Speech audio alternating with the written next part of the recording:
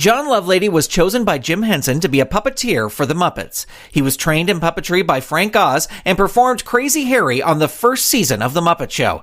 He then went on to perform on many other projects, including the legendary kids show, The Great Space Coaster. John Lovelady has had an amazing career, and we talked to him all about it in this episode of Under the Puppet.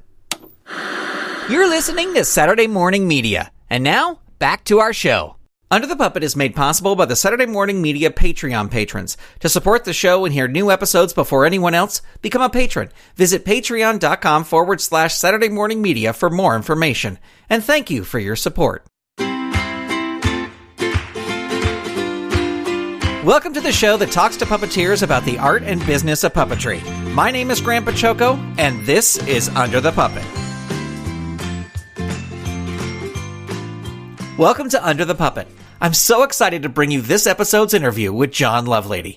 John was chosen by Jim Henson to puppeteer with the Muppets in the early days and performed Crazy Harry in the Muppet Show's first season. He went on to play the roles of Knock Knock and Edison the Elephant on the show The Great Space Coaster, and he has had an amazing career behind the scenes as well. And as you'll hear, he also has some incredible insight on the industry. Here now is my interview with John Lovelady. John Lovelady, it is my pleasure to welcome you to Under the Puppet. Thank you so much for being here. I'm delighted to be here. Thank you for asking me. Well, of course. Well, I'm going to start like I usually start every interview and ask, do you remember your first exposure to puppetry, the first time you saw puppets? I've been practicing on that because I've been watching your blog, so I know you ask that a lot. Yeah. I was in the second grade in a little town in Mississippi, Grenada. We were there for a year. There was, we had a big assembly thing for the second grade. This was a long time ago, around 38, something like that. And we had a puppet show. They brought the puppet show in. There was, I'm not even sure it must have been in a puppet booth of some sort. But what I remember, it was like a living room set. It was with lights that worked, that, the puppet would, and it probably was hand puppets too, because I remember people coming in and turning on and off the light. Mm-hmm. And I thought that was just amazing, absolutely amazing. And that was the first time. I never really thought much about puppets after that I built a puppet of my own. I guess everybody did. I built a marionette. And I was never really very good at it, but because it turned out that was really tricky. And then after that, the next exposure was, I think, Tom Tichenor's puppets, when I learned to be a puppeteer, basically. Yeah. That was a long time after that. Oh, talking about little towns, too. I lived in another little town called Leland, which Jim Henson came from. Well, Jim is from Greenville, but he went to school in Leland. Turned out later, when I was working with Jim, we found out we had been in school together at the same time. Except I was in the sixth grade, and he was like in the first grade. So you were pushing him around on the playground. Yeah. Were your parents creative at all? No, not at all. They were creative in that they left the farm. We were the ones that went to the big city like Leland and Oxford. We were farmers. Their parents were farmers, and my parents had gone to town. Dad was a meat cutter. Mom worked in stores and stuff like that, in retail. They really didn't know much about theater. They knew nothing about theater. There was no theater around. Nothing about music or art or anything. But the great thing about them was that they let me. I was an only kid, so I spent a lot of time making my own amusement, and they let me do that, and that was great. It wasn't like, we're poor and we've got to grow up and you're going to work and blah, blah. It was. They didn't quite understand me, as most parents don't understand their kids to begin with, but they were good. They were really good people. And as I said, the main thing was they let me do what I wanted to, which was terrific. Right. Now, I read that in high school you performed in plays and church presentations. Is that right? Yeah, that was basically, I like to sing, so I got into choirs and stuff like that. I was relatively outgoing, so if they needed somebody to do, I remember in high school we did for some reason or other, we were doing like the Christmas Carol from homeroom to homeroom or something, and I did a Scrooge. It was my cousin who was an actress. I mean, she was into plays, but I never really went out for plays. I used to do skits in church when I was going to church, because a buddy and I basically got together and would do funny things, But I never really thought of it as performing. It was just something to do, I was just outgoing, I guess. Right. Something like that. Now, many times in your career, you've had the position of like puppet designer, and we were talking before this of how you've built puppets. Did you like to draw as a kid? Were you artistic in that way? Yeah. I was crafty. I did a lot of. I was very handy. I drew a lot, and I painted, and I sculpted, and but it was all kind of crafty type stuff, with what you could find to deal with. I remember there was a time when I did a lot of portraits for my buddies, but they were simple, simple drawings. And then I never dawned on me to do like caricatures and to be clever. I was just, trying to learn how to handle the equipment, I guess that was it, how to handle a pencil or something like that. In high school, I had a buddy who was artistic. Mm-hmm. He was like, he grew up to be a painter, and he was in the arts. And he basically introduced me to music and to painting and to stuff. And I ended up he got a job working downtown. This was when I was in Memphis, working as a window display artist. They're visual merchandisers now, but we were in window display in those days. And so you learn to see, you learned how to arrange things, as well as learn how to deal with just the craft of being an artist. Whereas Eddie really went way ahead.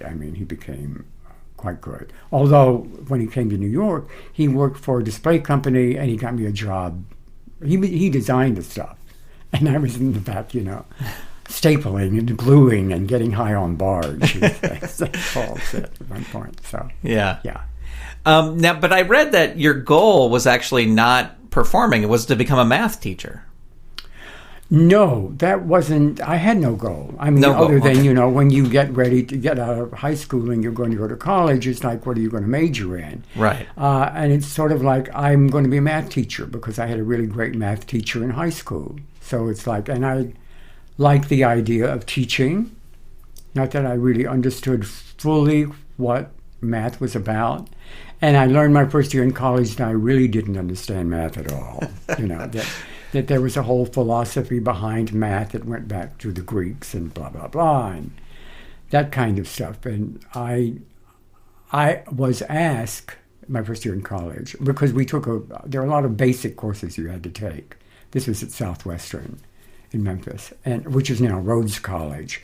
And the teacher said, we are going to put on a play. We're going to do As You Like It, and everyone's going to audition for it.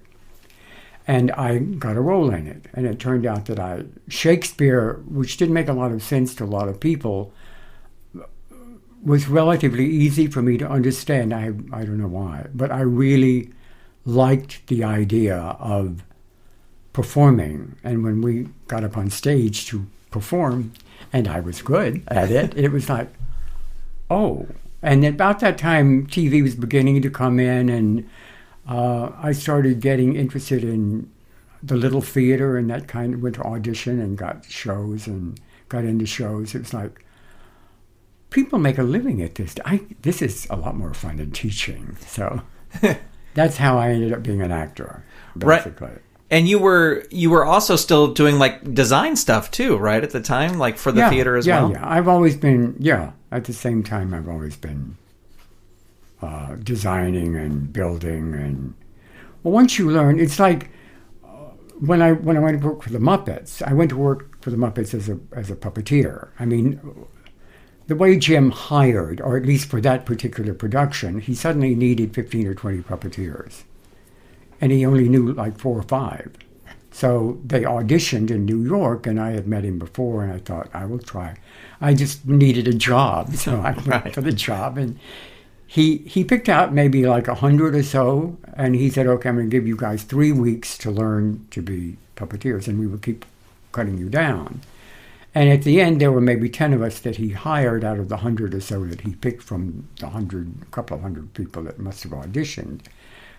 Frank was basically our teacher, and there was Frank Oz. And you learned lip sync, and you learned, stay on level, and you learned basic stuff. But you had to be kind of adept at it to begin with, and I just happened to be adept at it, mainly because I had done puppets before. I had done hand puppets before, I think. I had done that in Memphis. A friend of mine, Tom Tichenor, who had a puppet show, a hand puppet show. The arts community, I was also working at WKNO, who was the PBS station. I mean, literally running cameras and stuff. And he said, could you hold up a puppet for our Christmas show? And he would get people. And I was also acting at the same time, started to get interested in acting. And then later on, I did a show with a whole bunch of his puppets. But we only picked maybe a half a dozen that we used on the show. And it was through him that I had met Jim and Frank when I went to visit him in New York. So I had a little background in puppetry, and I knew, and like Jim, I had only worked puppetry on a TV camera. I mean, the puppet frame was, the TV frame was my stage. I learned that early on, and I think that was important because since we were doing television puppetry, it was a way of thinking about what's going to happen and how a puppet relates to the screen, as opposed to how it relates to an audience, because it really was great because you were watching monitors and they were flipped. So you saw what you created. It's the only time as a performer I've ever been able to see myself perform, as I performed. It really was great. So it was, and they were terrific. It was a terrific time, and I needed the job, so I worked real hard at it. So right. That's how I ended up being a puppeteer. Well, I want to get, we'll talk about Jim and your work with him, but I don't want to skip over Tom Tichenor. Okay. How did the opportunity to work with him come about? I was working at WKNO, as I said. He had a show. It was basically like there was a princess, a kid show, princess, and there was a little puppet booth, and the princess would read a story, and puppets would pop out and start performing the story. And he had this show in Memphis and also in Nashville. And he flew back and forth during the year. And so I met him because he was there at the station and got to know him that way. And then we became friends. And it was like, when they would say, well, can you do a Christmas special? Okay, but I need other people to hold up the puppets and walk across the stage. And so, sure, I'll do that. That'd be great. And that's how I got to know Tom. And then he got a job through one of his princesses who had moved to New York to be an actress, found out that they were getting ready to do Carnival, which was a Broadway show based on Lily, and which is about a carnival, and in it there is a puppeteer who's one of the main characters. And they were looking for new people to design the puppets and to sort of, look over them during the run of the show, if the show ran. And so she suggested Tom get up there and audition, and he got up there and auditioned and got the job, which meant that he then couldn't do his shows. So I went to KNO in Memphis and said, I have an idea for a show. And either nobody else came up with an idea, or I ended up with a show called Treehouse. And I was like Mr. Cano, Mr. K-N-O, and clever, and yeah, that helped too. That's good. And there was Mistress Mary, and there was the two of us, and then Tom left all of the puppets for us to use. There were like hundreds, but basically neither of us were professional puppeteers, and so it was I would run off stage and grab a puppet, and then the puppet would come back in while Mistress Mary was trying to figure out something, because I had been here and I was new to. Oh, I didn't forget now. Anyway, I ended up, I came to New York to visit Tom, and because I had been back and forth in New York a couple of times too, but I hadn't stuck. And at the time I was doing the show in Memphis, and when I came here, he said, there's some really great puppeteers I want you to see. And I thought, okay, swell. So it turned out that Jim and Frank were doing a Muppet bit in the Poconos for Puppeteers of America, who, have yearly get-togethers in various places around the country. And I saw them I didn't know the Muppets at that point. I, for some reason or other, had missed them all. But I saw them do their bit, and we went backstage and said hi, and they were, of course, wonderful. So, so when the chance came up later to audition, I thought, well, I would really like to be a part of this. If I were to get the job, I think it'd be a great time, So that's. When you mentioned you were going to New York every once in a while, were you doing like just straight performing without puppets? I went to New York to be an actor, but Tom also, while he was in New York, did a morning show. He was a puppeteer on the morning show there for a local station, Channel 11 or something, I forget now. When the show was over, when the Broadway show was over a couple of years, and he decided to move back to New York, he passed that job on to me. Okay. So I was acting. I had gotten into children's theater, but I was still trying to, I was at the Shakespeare Academy, and I went to the Shakespeare. There was Shakespeare in Stratford, Connecticut in those days. Summer Shakespeare. And the Academy provided kids for them. I mean, kids, I was no kid. I was in my 20s or something. But I worked both as an actor and as a kids performer, which is bigger. And then that show, the puppet show that I was doing, the local puppet show, didn't last very long. I was good at closing shows, but I had another credit to my resume. Basically, it was just kind of the professional credits.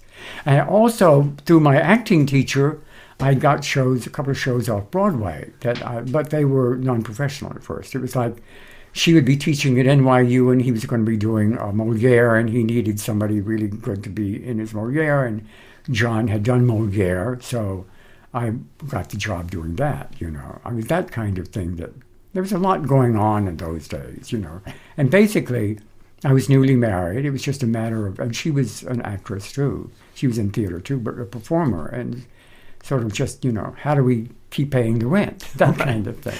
Right. Do you have a preference over just regular straight acting or puppeteering? Like, do you have one that you like better, or?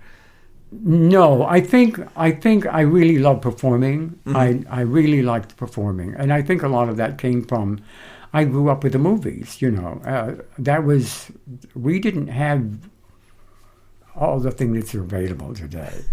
To go to the movies was a big deal, and it's like there was no television, and then when television came along, it was like I really liked this. And then when I got into theater, I really liked being on stage, Yeah. I really liked performing. I liked the feedback from the audience. It was very, very satisfying. And I still prefer performing. I think I'm a better performer than a builder. I'm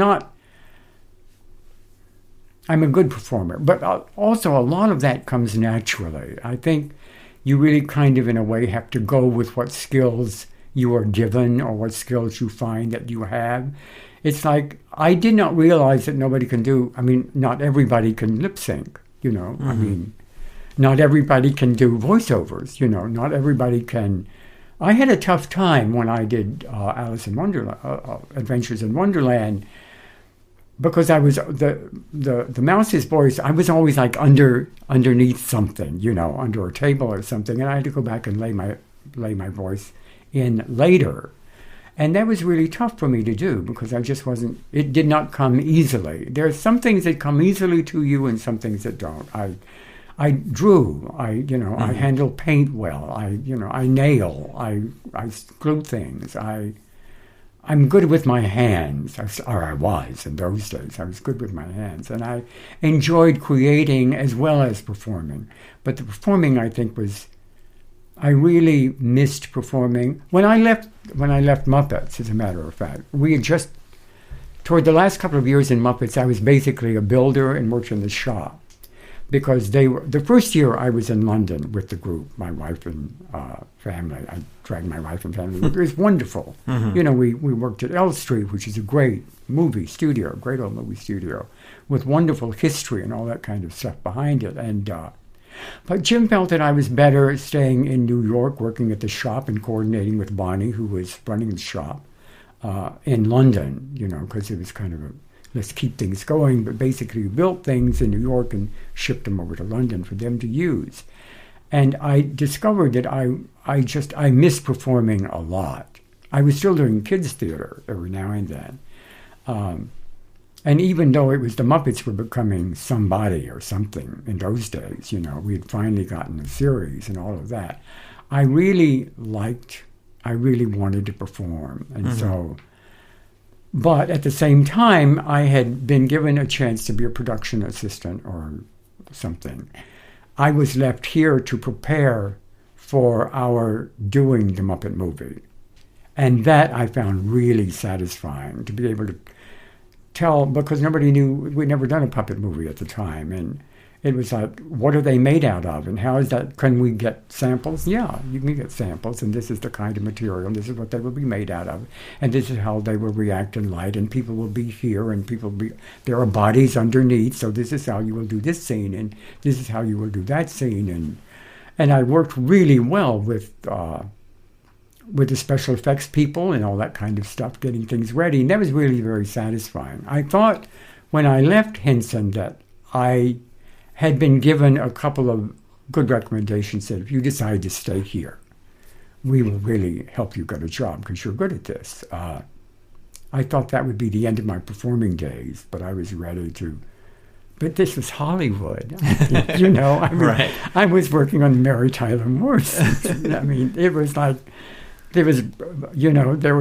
I drove by Disney all the time. I'd started pitching shows to Disney, you know, to Disney, you know. Right. It was like, it was a big deal. So it would have been nice to move out, you know, if I had gotten a job here.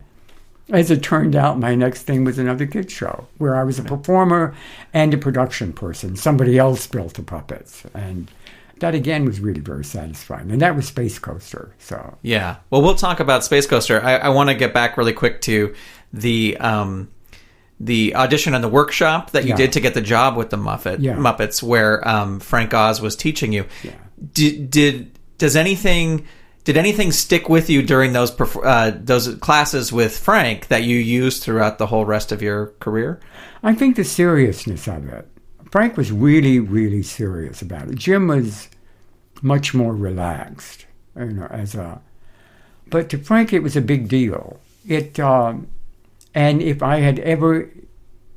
any of us had ever questioned puppetry, you know, TV puppetry or whatever we were doing, because the Muppets were silly. The Muppets were, you know, all that kind of stuff. But Frank, it was like if you were going to be a Muppeteer, you were going to, this is how you perform. This is how they had a reality. They had a sensibility. They paid attention to each other. I mean, it went way past just don't let your puppets sink. You're not, you know, walking in quicksand. That was so basic with him. And lip syncing was really important because the better you were at lip syncing, the better they felt, the better that you connected with the voice that was coming out of the puppet, the more likely you were to connect with whoever was watching. Because there's just no question about, is this a real person? It's not a person, it's a puppet, but it's a character. Right. It becomes a character that has been created out of foam or whatever. And I think the seriousness of it really was the one thing that stuck with me above all. The technical stuff came fairly easy to those of us who had been winnowed out by then. Like Fran was there and other people were there too, and Richard was there, but you know, and it turned out all of us were good technically, you know. I mean, it was just built in somehow, even if we had never puppeteered before.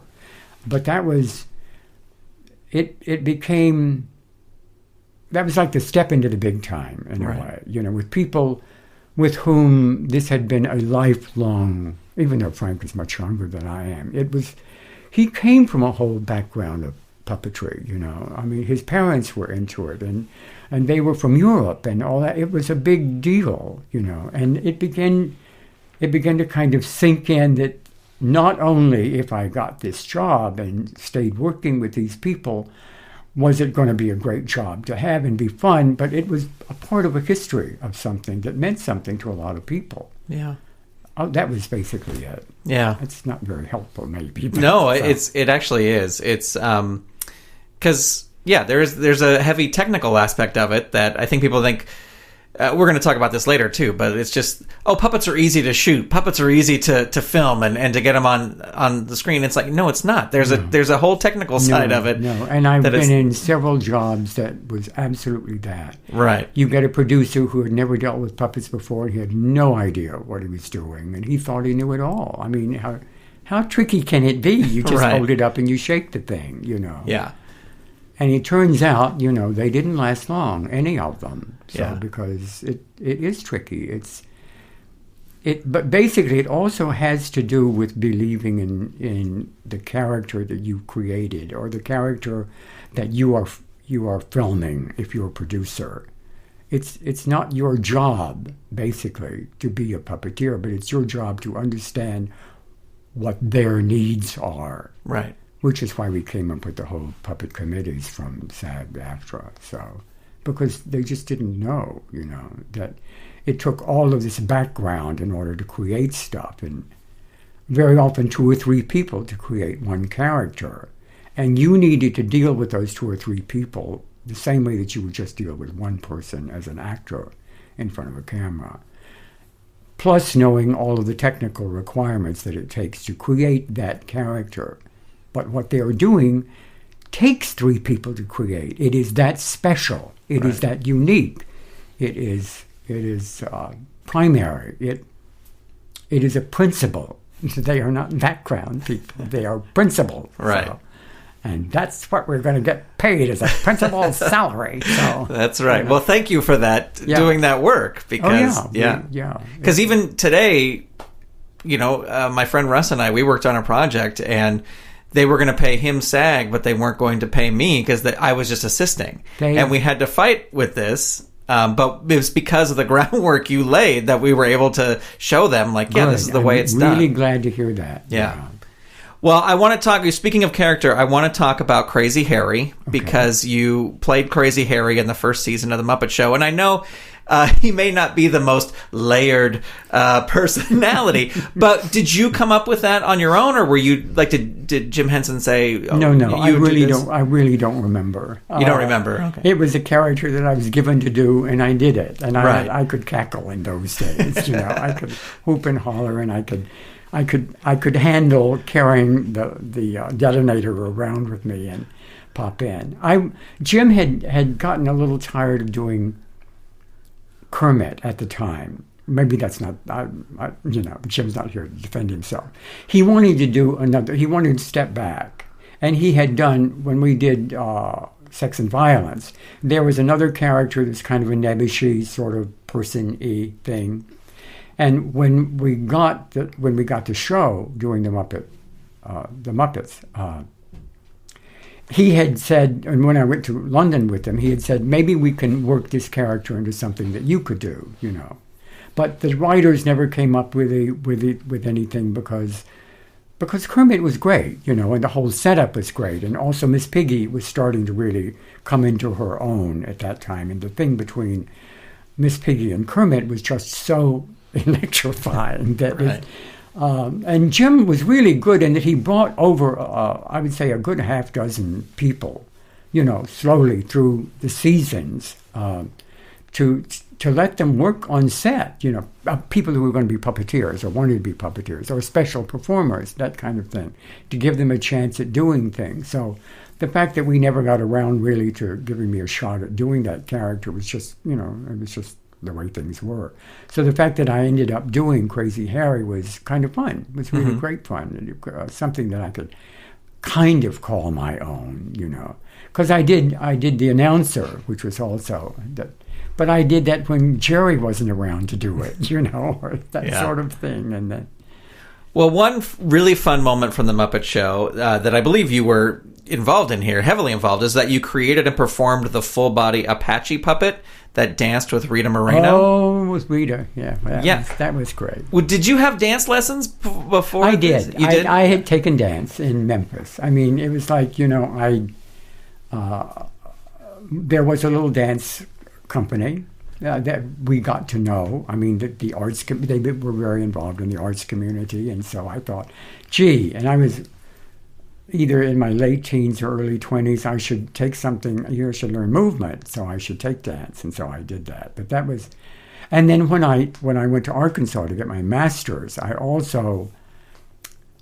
basically got the job at Arkansas because they needed a Romeo, and I had done Romeo in Memphis and gotten decent reviews, and my professor knew the professor there, and who was head of, and so they said, well, would you be interested in coming to work on your master's, and we can give you certain scholarships. So it took 2 scholarships to get me there, and one of them was as an assistant to Eleanor King, who was a well-known modern dancer in those days. Eleanor was of the Martha Graham group, except rather sort of sticking to professionals kind of stuff. She came to the West Coast, and she introduced the West Coast to modern dance, which she always considered contemporary movement, and had a lot of Asian influences behind it. And then she went to the center of the country, to Fayetteville, Arkansas, who really didn't know much about dance at all.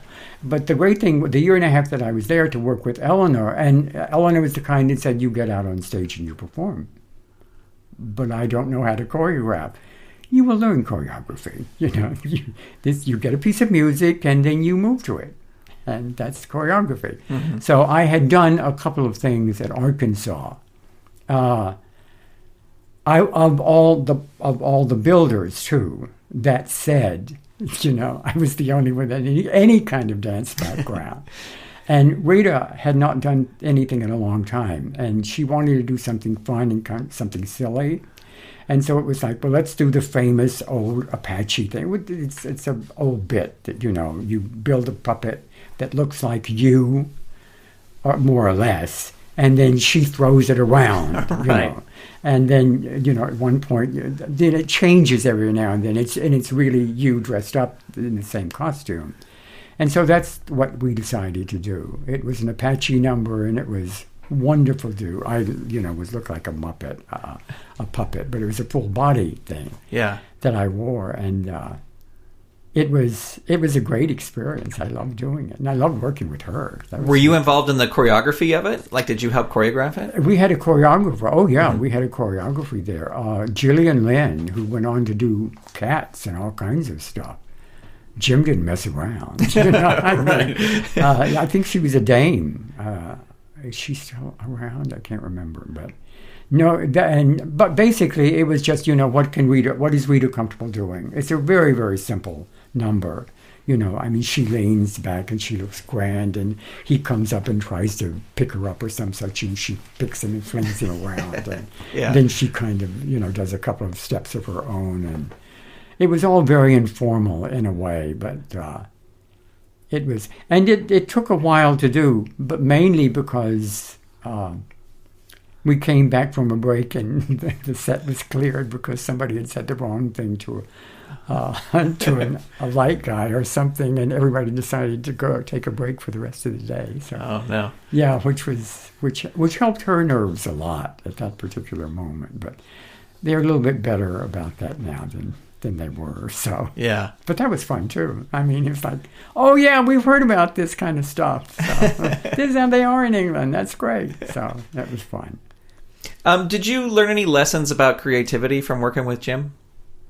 Lessons? Yeah, like did you learn anything about creativity, about creating things, or the fact that he was just multi-talented was the fact that he could make a sketch. He used to draw Christmas cards, the Christmas cards and stuff.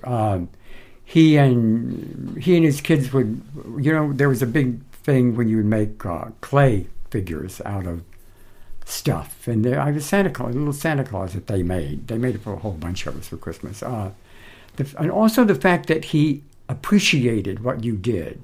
He was all, when I first went there and we were working, Jim was in the shop all the time with us when he wasn't out pitching shows, and that was great. I think the fact that he was, and he wrote, and he pitched stuff, and it was, I think the fact that he looked at us, or at least I felt that he looked at me as a person who had stuff to teach him as well, that openness really made you just work your ass off for him, because you knew if you said, I'd like to talk to you about something, he would make time to listen to you about it, And then it got bigger and bigger and bigger, and mainly because it just got more people involved, and it was hard to find the time to do that, And he got involved in doing other stuff, so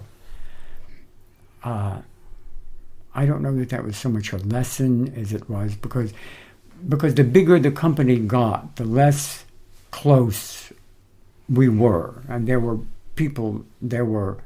positions that had to be filled in order to make the company function between you and the person that you were there to be there for. So it's a matter.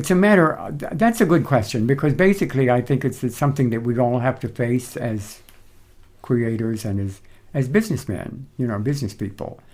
We're involved in a business that really takes a lot of people to do a lot of different things. You have to learn to deal with people. You have to learn to work with other people. You have to learn to appreciate what they can bring to the project. It's really important that you be open to and aware of all of this, even if you're the star, quote, quote, or if you're, it's your puppet that's the head. You still, it depends on whether the cameraman's going to treat you decently or not, or the sound guy is going to be all of these things you must learn about if you're going to be a professional puppeteer, I think. At least a television puppeteer. It's really important for you to know that. We would come here to do a bit, say, for example, on Julie Andrews' show, for example. And one of the bits required a big explosion at the end. And the special effects people wanted to do that because that's their job. And it's like, sure, you can do it, but you have to do it at this particular moment, in this particular bit, or the whole bit is blown, and we've got 2 rehearsals for you to learn how to do this in. Okay, but you guys have it down, we guys have it covered, and you'll get your same pay and everything. But it's that kind of thing, I think they're learning to appreciate what we brought to, and us learning to appreciate that it's their job. So which you don't want to take away from, and that hasn't changed. In fact, it's gotten even more and more complicated from what I understand. Yeah. You would know that. You would know that, Grant. You have been there and done that. Right. Well, after completing work on the Muppet movie, you were recruited by Kermit Love to join the Great Space Coaster. Yeah. And I think you kind of touched on this before because you saw this as a chance to perform, but was that an easy offer to accept to go work on that? Yeah. It for one thing, Kermit wanted me to be the person in charge of the puppets, in that there was nobody else on the job at that point who knew anything about puppets. He had, there were a couple of puppeteers that he had found that were really great, Jim Martin, Kevin Clash, and that had not had a chance to work for the Muppets at that point. And there were design people. He had a design studio where he was building the puppets for the show. But he also knew that it took someone who had been on set and who had done that kind of thing and who had been there to see how this should be, who should really be in charge of things. And so not only was I going to get to do a couple of characters on the show, which would have been great, but I also was going to get a chance to do the setups and stuff and, be in production meetings. And I had a title. I forget what it was, something to do with the producer, an associate producer in charge of puppetry or something like that. But it was a really easy job to accept in that. For one thing, I was back to performing, which was great. And I had 2 great characters that I really loved. Knock Knock was wonderful, and I loved. Edison. Edison was an interesting character in that who had ever come up with the idea for the show had felt that Edison's going to be a walk around. He's going to be a bear. And Kermit said, no, there are bears all over the place, We will come up with something more interesting, like an elephant that's made out of stuff. Not a real-looking elephant, but he's made out of stuff. And Edison will do his own trunk. He will manipulate his own trunk, which was something, a sieve, that you manipulated. And Edison will sit there and he will pontificate. But, this should be his character. Kermit felt the show needed that kind of character. So they built Edison sitting, half a puppet sitting on a cushion. Once we got into production, all the writers said, no, he's got to move around and do stuff. So we would get Edison up, but he basically was only just half a puppet. There never was a full Edison. Yeah. You have to shoot him from the waist up.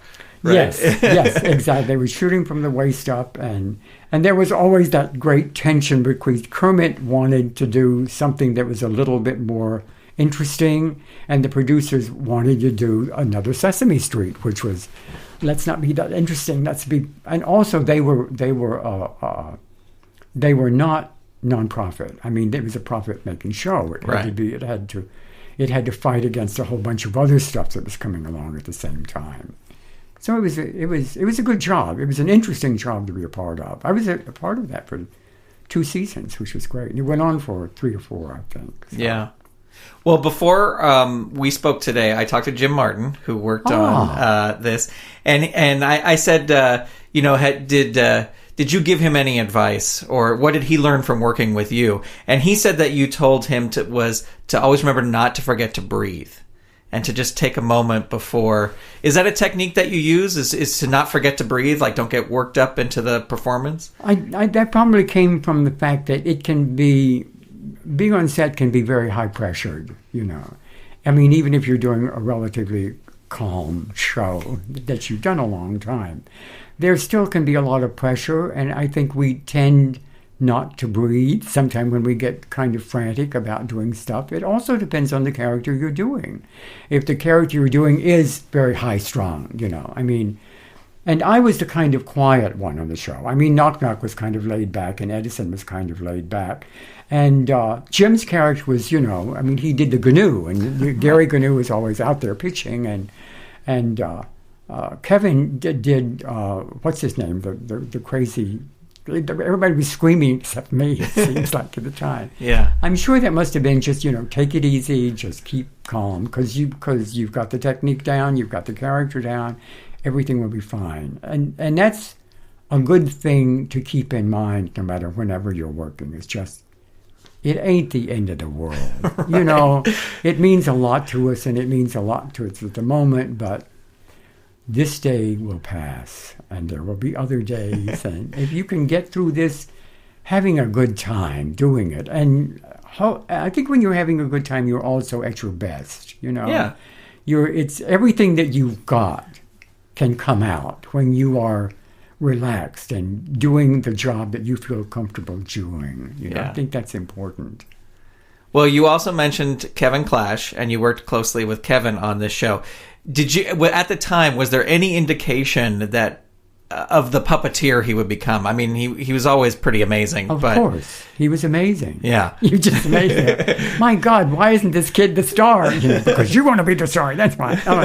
He is going to be. He was so good as a puppeteer. He was such fun to work with. He was a kid really at the time, but he was so professional. And so some of the great times was when there would be, okay, we finished everything early. Let's throw Knock Knock and Kevin's character together and just, throw out stuff and just babble. Yeah. Do bits and pieces. And the writers would be like scrambling stuff and stuffing, under things for him to do and for me to do. And he was wonderful to work with. He was really I think we all knew that Kevin was going to be something. Yeah. He was going to be something. And he became something too, which was good. Yeah. Yeah. Well, he's amazing. Like yes, we said. Yes, he is. Yes, he really is. I never considered myself a great puppeteer. And it could be because of the acting. I wanted to be an actor and all that kind of stuff. I was really good at what I did, I think. I was competent, certainly enough to keep getting jobs as a puppeteer. But there were people who were so dedicated to their craft.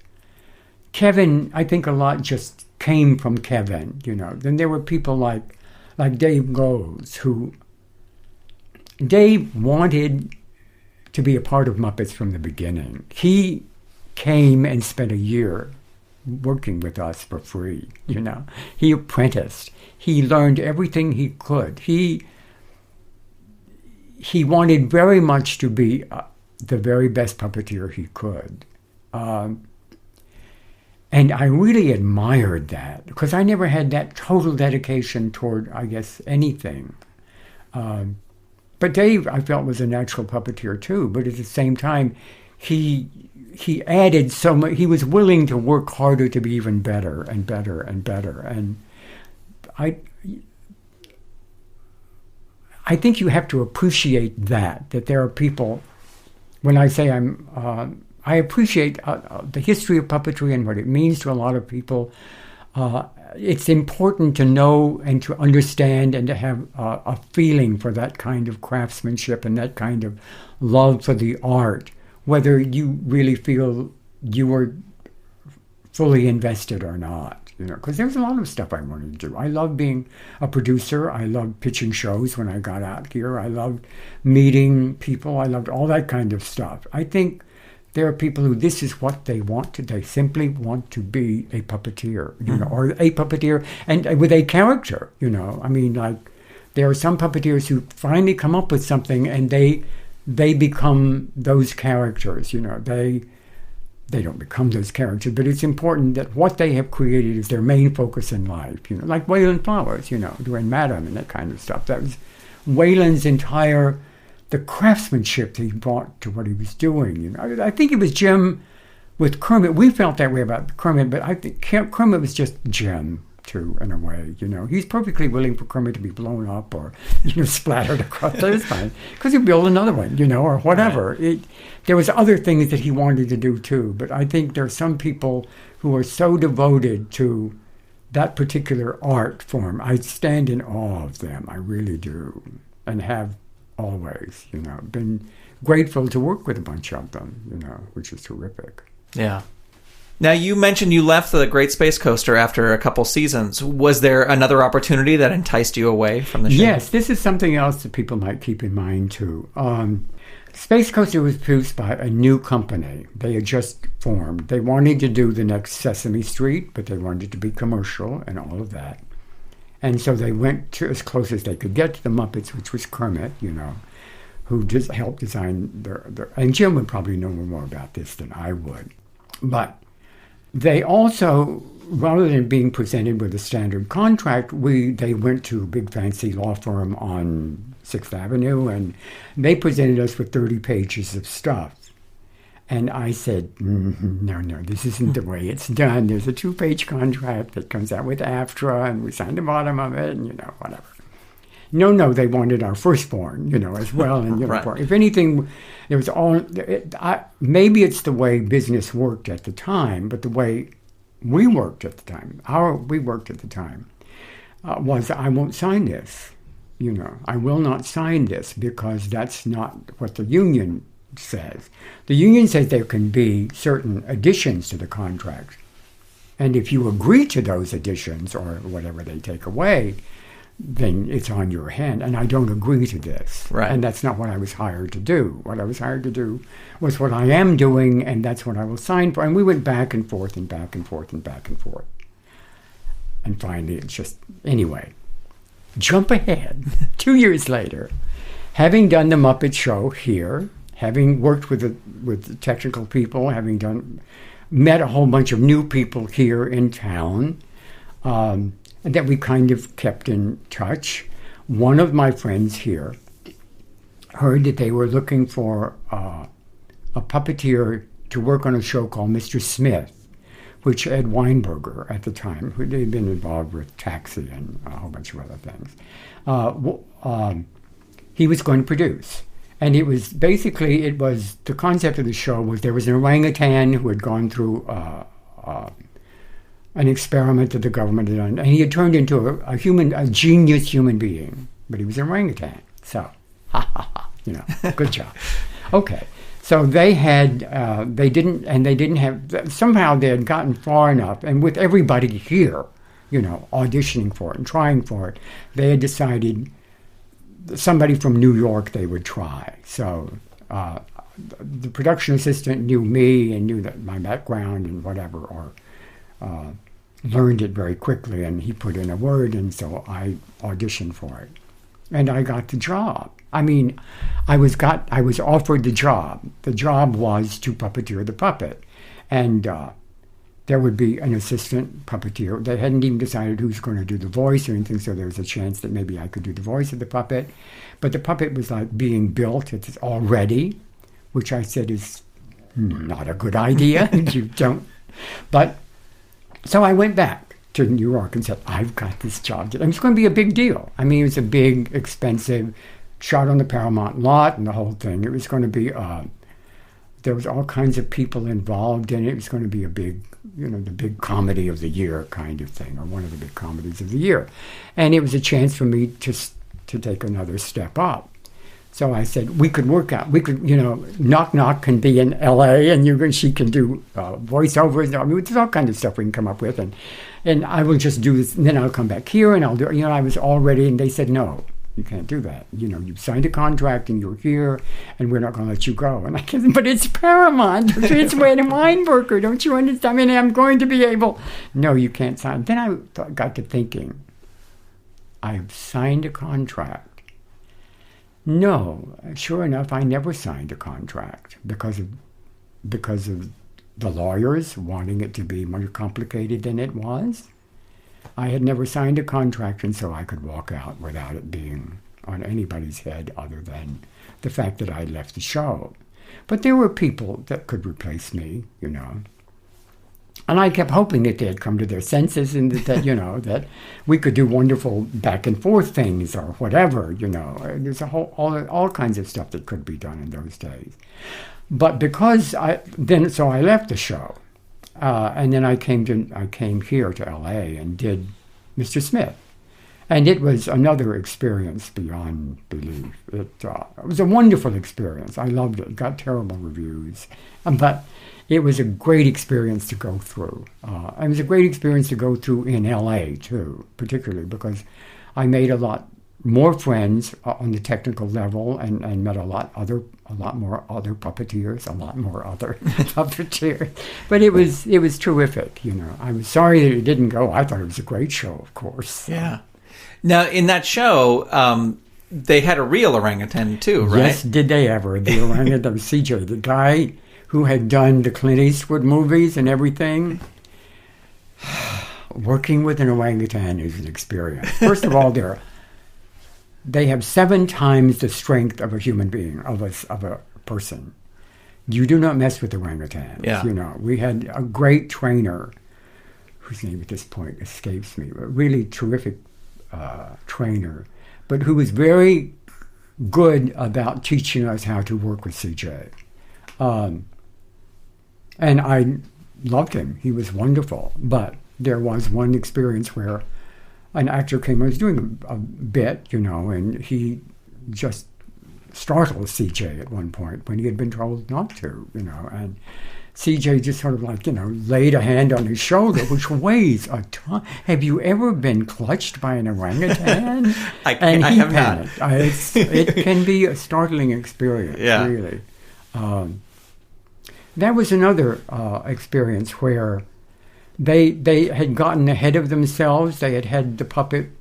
They went to the guy who had done the puppet for the Schwarzenegger movies, where he got burnt up and all that kind of. Just started to do that. That whole series, like Terminator. Yeah, Terminator. Yeah, and the puppet had been made for a film. Which means there are a lot of different takes. It's really solid.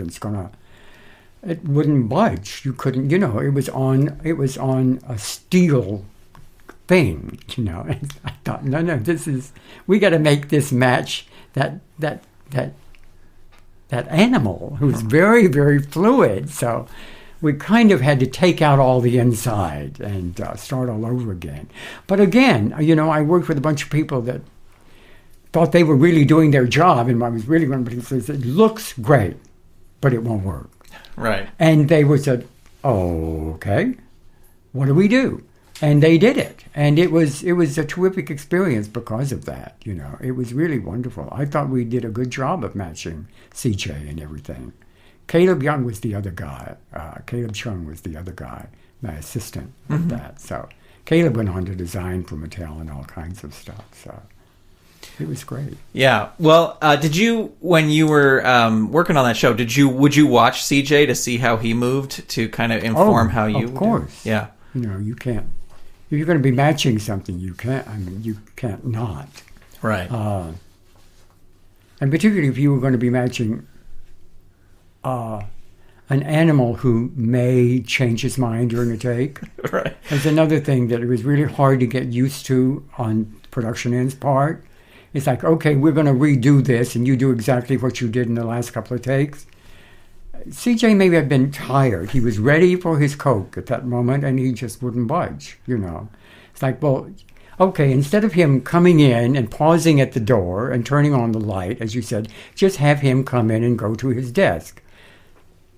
And that will take another week to teach him that, because it's just the way it is. And so it was, in Ed's,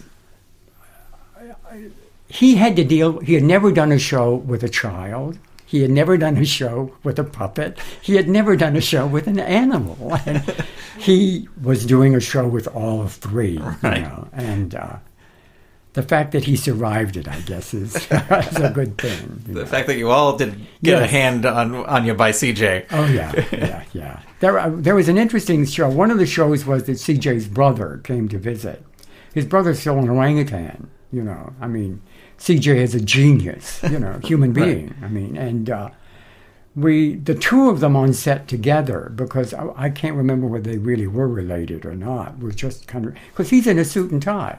Right. CJ's in a suit and tie, and the orangutan's in his orangutan suit, and he sort of clumping around, not really sure what he was dealing with here. Yeah. And he kept feeling of the clothes, and it's like, why are you in? It's like, what is?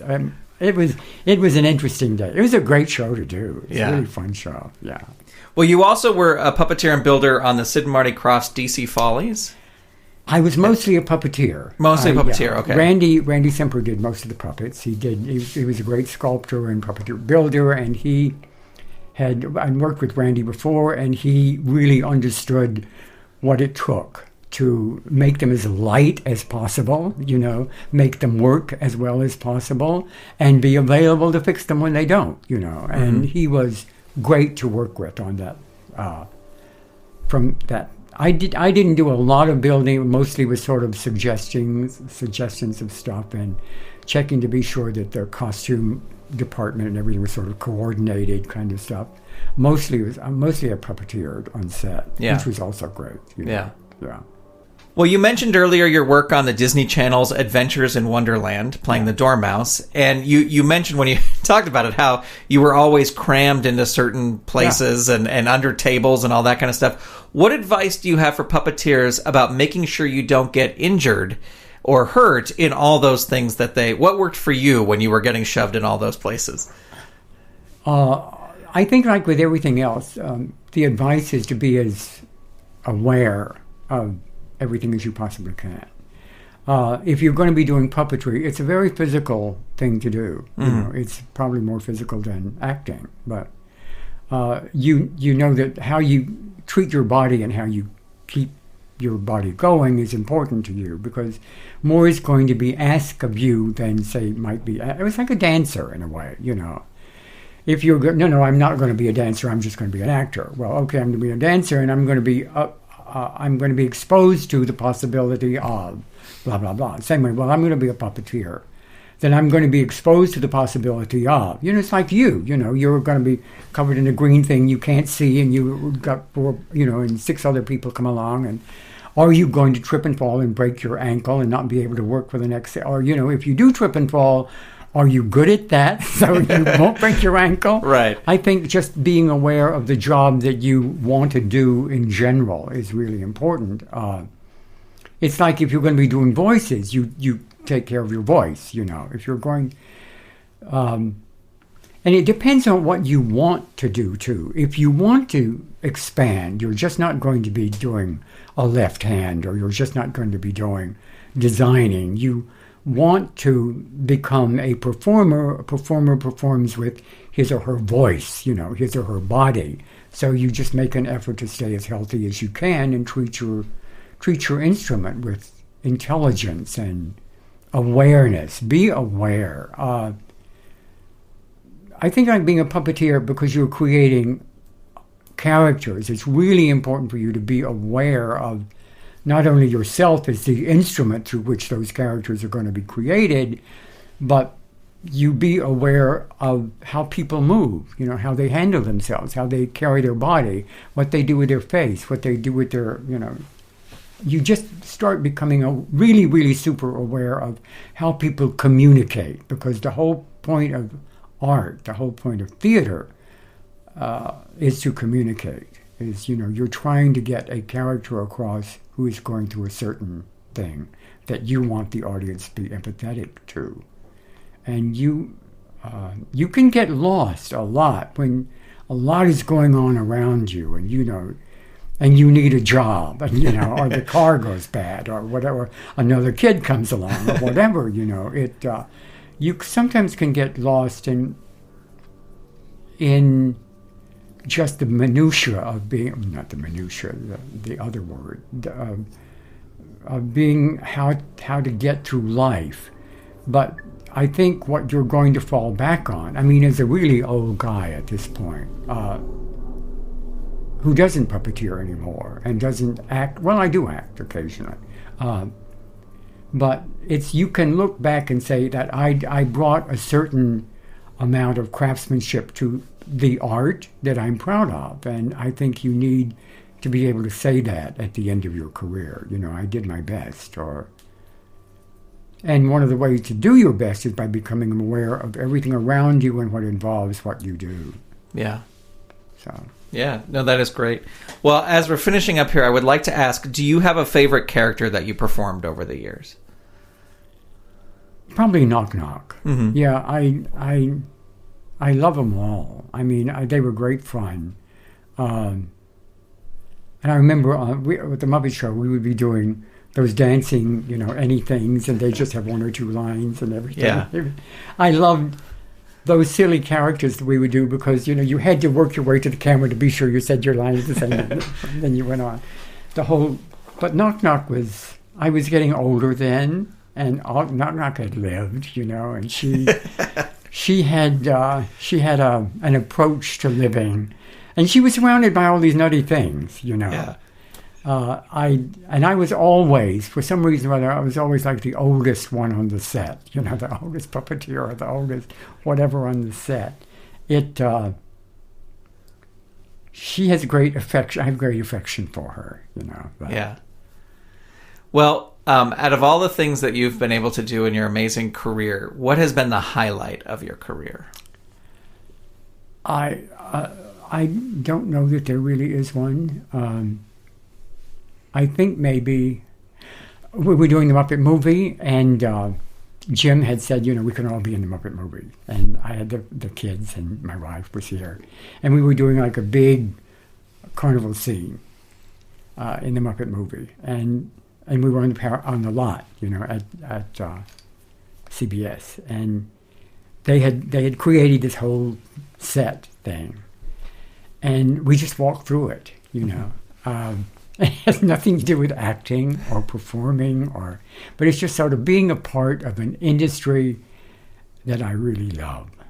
And with my kids and, with my wife. And it was a moment that really, there was another one, I must say, too. We were doing, we were doing the Art Carney thing, the Santa Claus Switch. And I was up in the flies because we were making the reindeer fly at the time, and they forgot that we were up there and went off, and left a bunch of us up there. when we sort of realized that we had been, I thought, this is classic. I've read about this kind of thing all the time. And I think it's those magic moments that take you back to, when you first saw The Wizard of Oz, or when you first realized that you could be part of a whole kind of magical world that really meant something to a lot of people. And there were moments when it's sort of like, oh, this sort of represents the epitome of it all. Then there have been other moments too, so. But we won't talk about. Well, yeah, we'll save that for the next time you're here. The next time. Well, John, I cannot thank you enough for taking the time to talk to us today. It I really has appreciate been my it. pleasure, Grant. I've enjoyed it thoroughly. Thank you. Thank you. Again, big thanks to John Lovelady for being on this episode of Under the Puppet. I also want to send out a special thanks to Jim Martin of the Great Space Coaster for help making this interview happen. I'll have links to the Great Space Coaster and some of the other things John and I talked about in the show notes for this episode number 28, over at underthepuppet.com. Well, that's going to do it for this episode of Under the Puppet. I welcome your feedback via email at hello@SaturdayMorningMedia.com or via Twitter, where the show is at username Under the Puppet. You can also find the show on Facebook by simply searching Under the Puppet. I want to hear your suggestions for questions I should be asking and for future guests. Also, let me know who I should be talking to. Thank you so much for listening. Talk to you next time right here on Under the Puppet. This episode of Under the Puppet featured music by Dan Ring and was edited by Steven Staver.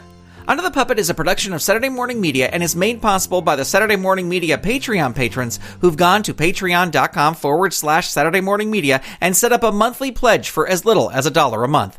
Patrons get new episodes before they are released, behind-the-scenes information, and exclusive bonus content. If you'd like to support this show and the other fun content from Saturday Morning Media, become a patron. Head on over to patreon.com/Saturday Morning Media and set up your monthly pledge today. You can also tell a friend about the show or leave the show a review on Apple Podcasts, Spotify, Google Play, or wherever you listen to your podcasts. Thank you so much for listening. Under the Puppet is copyright 2019 Saturday Morning Media, Grant Bachoco executive producer, all rights reserved. www.SaturdayMorningMedia.com. You've been listening to Saturday Morning Media. Stay tuned. We'll be right back.